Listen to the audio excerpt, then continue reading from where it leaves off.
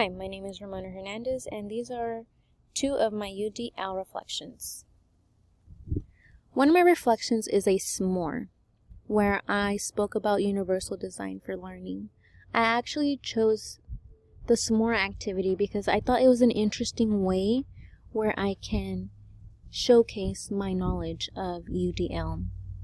I enjoyed how we were able to incorporate images, videos, and dialogue. So for my s'more, I introduced my meaning of UDL, and I incorporated a picture of what a great example of UDL would look like. So we would remove the barrier and include everybody to play. I also included how UDL impacts teaching. So we want a classroom where we have equality for everybody, but how do we do that if a student prefers to learn via reading, another student likes to hear, or another student likes to read while they are hearing the story? Well, the answer is UDL. Through UDL, we can incorporate all these students' needs by keeping everyone equal. I also included how UDL guidelines impact learning. So, UDL is important because, as we know, all of our students are unique and they will come with different background cultures, different language abilities, they will come with different needs. And having UDL in our classroom will facilitate their needs. Learners can express their knowledge through different media such as PowerPoints, art projects. We can have them write a poem or just write an essay. I also included some considerations teachers should consider when looking into UDL. So an educator should not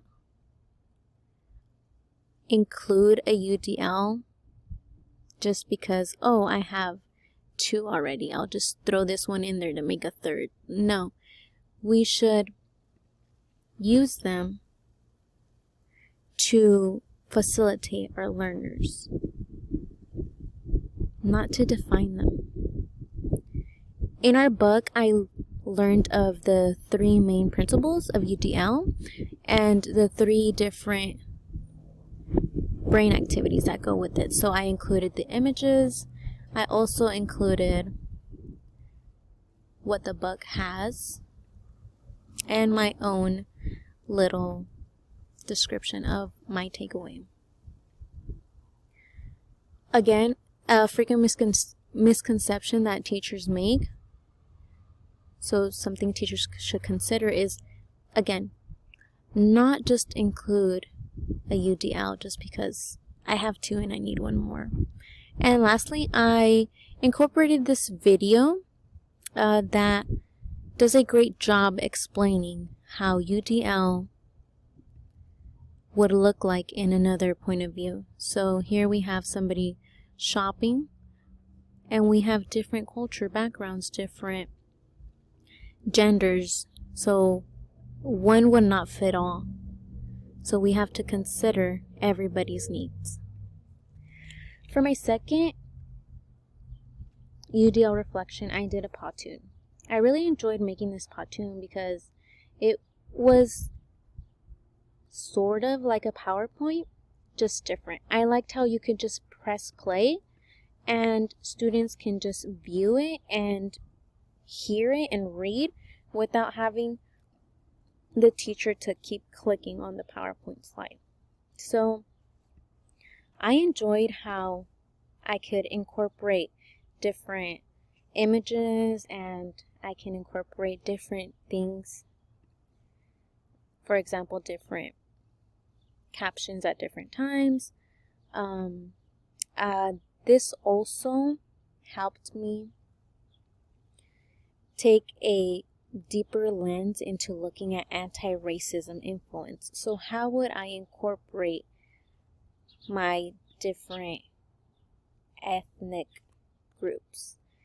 And here I explained 3 different ways that I would incorporate anti-racism in my classroom.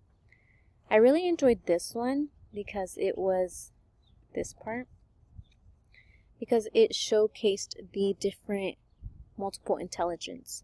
So by having my students dress up as their favorite American Idol and then have them sing or watch a video would really help with their multiple intelligence of those that are more on the artistic aspect of multiple intelligence, which is something I would like to include one day when I am teaching. Again, these were 2 of my UDLs. Thank you for listening.